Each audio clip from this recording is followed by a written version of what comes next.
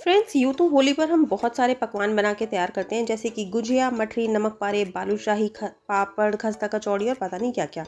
लेकिन एक ऐसी रेसिपी जिसके बिना होली फिर भी अधूरी रह जाती है, और जो इतना सब कुछ हमें तला भुना खाने के बाद भी खाने का मन करे और ऐसा लगता है कि इतना लाइट, इतना खट्टा खट्टा और बहुत ही सॉफ्ट और फ्लफ़ी है, वो है कांजी वड़ा रेसिपी। ये एक ऐसी गिल्ट फ्री रेसिपी है जिसको आप निश्चिंत होकर खा सकते हैं और बाद में गिल्ट में भी नहीं डूबेंगे।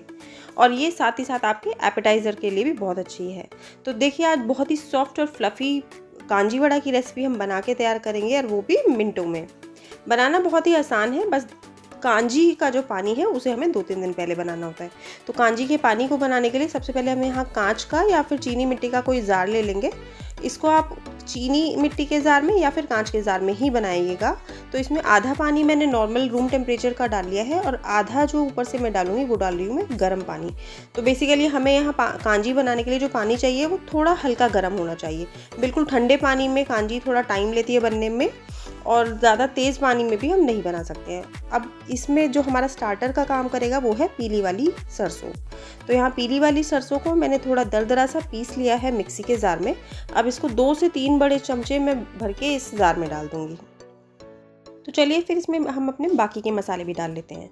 तो यहाँ सबसे पहले मैं डाल रही हूँ नमक। नमक यहाँ मैंने 2 बड़े चम्मच भर के डाला है, आप टेस्ट के अकॉर्डिंग डाल सकते हैं अपना। 1 चम्मच से थोड़ा कम मैंने यहाँ पे डाला है काला नमक।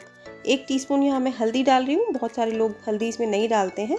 और साथ में मैं डाल रही हूँ यहाँ पे काली मिर्च, जो कि हल्दी के अब्जॉर्प्शन को हेल्प करेगी। साथ में मैं यहाँ पे डाल रही हूँ 1 टीस्पून भर के यहाँ पे जीरा का पाउडर है भुने हुए का। और इसी के साथ में मैं डाल रही हूँ यहाँ पे थोड़ी सी हींग, लगभग ½ टीस्पून के करीब ये हींग होगी। इसी के साथ तीखेपन के लिए हमने पहले काली मिर्च डाली थी, अब थोड़ी सी मैंने यहाँ पे लाल मिर्च भी डाली है। आप चाहें तो दोनों में से कोई भी एक डाल सकते हैं। तो बस इतने ही मसाले इसमें जाते हैं, बस इनको अच्छी तरीके से हम मिक्स कर देंगे और उसके बाद में इसका ढक्कन बंद कर देंगे। अब आप इसको 1 से 2 दिन की धूप लगा दीजिएगा, ये बहुत ही अच्छी तरीके से फर्मेंट हो जाएगा। वैसे भी अब थोड़ा गर्मी ज़्यादा पड़ने लग गई है, तो ये बिल्कुल 2 दिन में बन के बिल्कुल तैयार हो जाएगा। चलिए तो इधर तैयारी कर लेते हैं हम अपने वड़े बनाने की। तो यहाँ वड़े बनाने के लिए मैंने मूंग की दाल ली है, लगभग 3/4 कप के करीब ये मूंग की दाल मैंने ली है। और इसी के साथ में मैं मिलाऊंगी थोड़ी सी यहाँ पे उड़द की दाल। तो 3/4 कप यहाँ मूंग की दाल है और 1/4 कप के करीब यहाँ पे मैंने उड़द की दाल ली है। आप चाहें तो इसको सिर्फ और सिर्फ मूंग की दाल से भी बना सकते हैं, लेकिन उड़द की दाल डालने से हमारे जो वड़े हैं थोड़े फ्लफ़ी भी ज़्यादा होते हैं, और उसके अलावा फर्मेंटेशन भी इसमें जल्दी हो जाता है, जो अब हमें बैटर फर्मेंट करना होता है।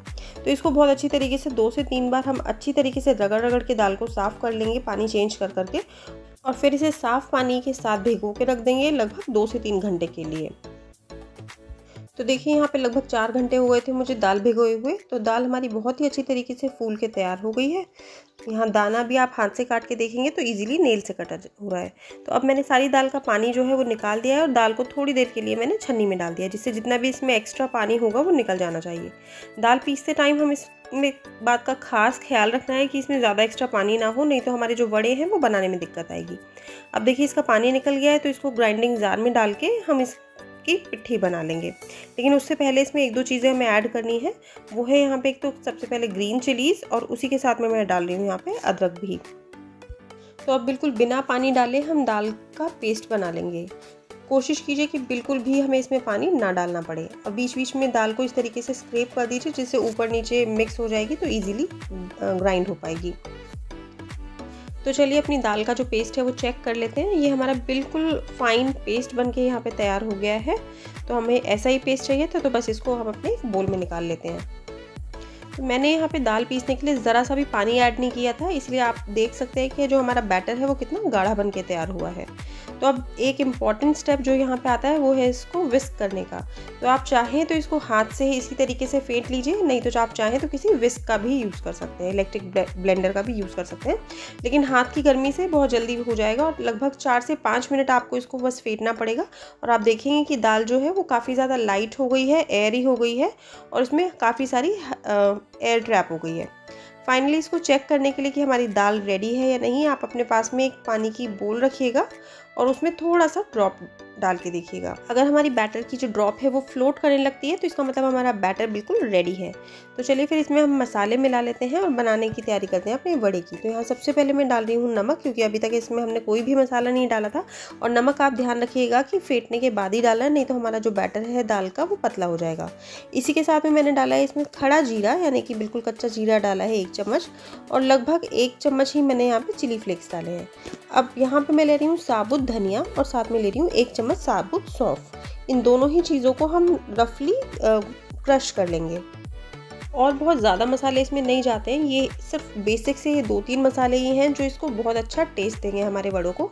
तो अब इन सभी मसालों को हम बहुत अच्छे से मिक्स कर लेते हैं। अभी इसमें एक और चीज़ बची है डालने के लिए, और वो है यहाँ पे हींग वाला छौंक। तो यहाँ मैंने थोड़ा सा सरसों का तेल लिया है और उसको गर्म हो जाने के बाद मैं इसमें हींग डालूंगी। जैसे ही हमारी हींग थोड़ा सा स्प्लटर होने लग जाएगी तो ये छौंक हम अपने इस बैटर में मिला लेंगे। तो चलिए हमारे दाल का जो बैटर है वो तो बिल्कुल तैयार हो गया है। अब तैयारी करते हैं अपने वड़े बनाने की। तो उसके लिए हमें चाहिए कुछ टूल्स, यानी कि हमारे हथियार। तो सबसे पहले मुझे चाहिए एक छोटी सी कटोरी और एक हैंकी, और कुछ इस तरीके का सेटअप हमें तैयार कर लेना है। हम जो अपने बड़े बनाएंगे वो इसी हैंकी के ऊपर बनाएंगे, तो इसको बहुत अच्छी तरीके से पहले हमें गीला कर लेना है। इसका गीला होना बहुत ज़्यादा ज़रूरी है, नहीं तो जो हम बड़े इस पर रखेंगे वो इसी पे चिपक के रह जाएंगे।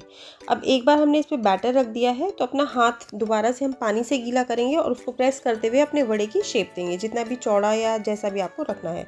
अब इसको उल्टा करेंगे और ये बहुत ही आसानी से पानी की वजह से हमारे हाथ में आ जाएगा। इस टाइम पे भी हमारा हाथ जो है वो गीला होना चाहिए, वरना ये हमारे हाथ पे चिपक जाएगा। इस टाइम मेरा हाथ गीला नहीं था, इसीलिए सारा जो बैटर है वो मेरे हाथ में चिपक गया था। तो यहाँ इसी तरीके से हम अपने सारे के सारे वड़े बनाकर तैयार कर लेंगे। तो यहाँ देखिए मैं एक और दिखा रही हूँ आपको। इस तरीके से हम वापस उल्टा करेंगे, बहुत ही आसानी से ये हाथ में आ जाएगा, और इसको हम बहुत ही आहिस्ता से कढ़ाई में ड्रॉप कर देंगे।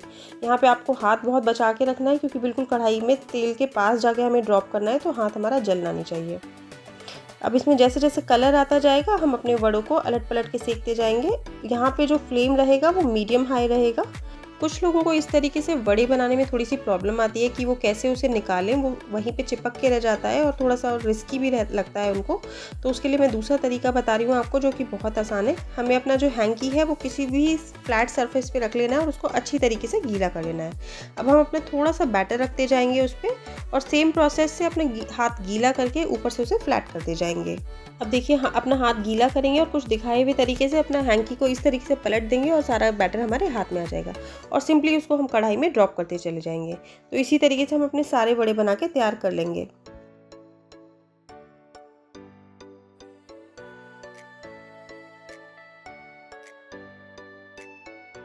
आप देख सकते हैं कि जो हमारे वड़े हैं वो कितने ज़्यादा फूले फूले बन के तैयार हो रहे हैं, जिसमें कि हमने इसमें कोई सोडा या कुछ भी ऐसी चीज़ नहीं डाली है जिससे हमारे वड़े फूलें।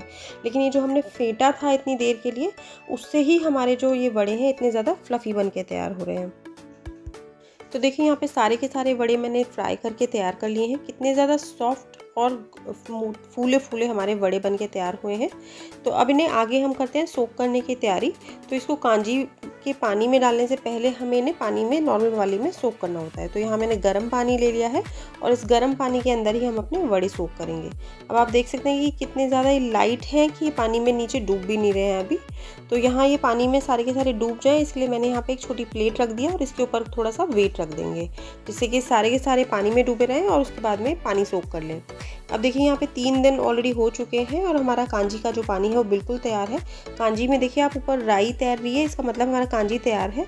इसके अलावा आप जैसे ही इसको खोलेंगे इसमें से खट्टी खट्टी सी स्मेल आई है, आप इसको टेस्ट करके देख सकते हैं। अगर आपको लगता है कि इतना खट्टापन इनफ है आपके लिए, तो ये फिर उसके बाद में आप इसको फ्रिज में स्टोर करिए। ये 6-7 दिन तक बिल्कुल भी ख़राब नहीं होगा, फ्रिज में अच्छे से चलेगा, 10-12 दिन भी। और अगर आपको लगता है कि अभी इसमें खट्टापन थोड़ा कम है तो आप इसको 1-2 दिन के लिए और बाहर छोड़ दीजिए। तो चलिए फिर इसको सर्व करने की तैयारी करते हैं। अब तक हमारे जो वड़े हैं वो भी अच्छी तरीके से सोख हो गए होंगे। तो सारा का सारा जो कांजी पानी है वो मैं एक मटकी में डाल रही हूँ, और देखिए हमारे सारे के सारे जो ये वड़े हैं वो भी बहुत अच्छी तरीके से पानी सोख कर चुके हैं, अच्छे से सॉफ्ट हो गए हैं और बिल्कुल स्पॉन्जी हो चुके हैं। तो इनका जितना भी एक्स्ट्रा पानी है वो हम निचोड़ देंगे और इनको 1 बाय 1 इसमें अपने कांजी वाटर में ड्रॉप करते जाएंगे। एक बार में आपको जितने भी कांजी वड़े सर्व करने हो आप उतने इसमें भिगो सकते हैं कांजी के पानी में, बाकी के आप नॉर्मल पानी में भीगे रहने दीजिएगा। तो सारे के सारे वड़े मुझे जितने चाहिए उतने मैंने डाल लिए हैं इसमें। अब कांजी पानी तो हमारा तैयार हो गया है, लेकिन इसमें रह गई है एक बहुत ही इंपॉर्टेंट चीज़, तो वो है यहाँ पे इसको धुआं देना। तो यहाँ मैंने कोयला ले लिया है जला के और उस पर थोड़ा सा देसी घी और उसके ऊपर मैं डाल रही हूँ हींग। जैसे ही ये धुआं छोड़ेगा तो हम इस अपने पॉट को कवर कर देंगे, जिससे कि ये सारा का सारा धुआं और स्मोक इसमें कैद हो जाए। तो जो हमारे कांजी वड़े हैं वो बिल्कुल स्मोकी फ्लेवर के तैयार होंगे। तो ये देखिए अब इसकी धुआं निकलना बंद हो गया, तो बस इसको बाहर निकाल देते हैं और 5 से 6 घंटे के लिए आप कांजी वड़ों को इसी तरीके से भीगा रहने दें। उसके बाद ही आप इसको सर्व कीजिएगा। तो यहाँ लगभग 6 घंटे मुझे हो गए थे कांजी वड़ों को इसी तरीके से छोड़े हुए। तो चलिए फिर इसको सर्व कर लेते हैं। तो चलिए मैं आप लोग काट के दिखाती हूँ कि हमारे जो वड़े हैं वो कितने ज़्यादा सॉफ्ट और फ्लफ़ी बने हैं। आप देख सकते हैं कि इसमें अंदर कितने सारे एयर पॉकेट्स हैं, कितना ज़्यादा अंदर से ये सॉफ्ट और स्पॉन्जी बन के तैयार हुआ है बिल्कुल भी। वरना कई बार ऐसा होता है कि अंदर से जो वड़े होते हैं वो ठस बनते हैं, उसमें गांठें गांठें सी होती हैं, लेकिन आप देख सकते हैं कि ये अंदर से बिल्कुल हॉलो और स्पॉन्जी हैं। तो आज की रेसिपी आपको कैसी लगी? अगर पसंद आई हो तो प्लीज़ इसे लाइक, शेयर और मेरे चैनल को सब्सक्राइब कीजिए।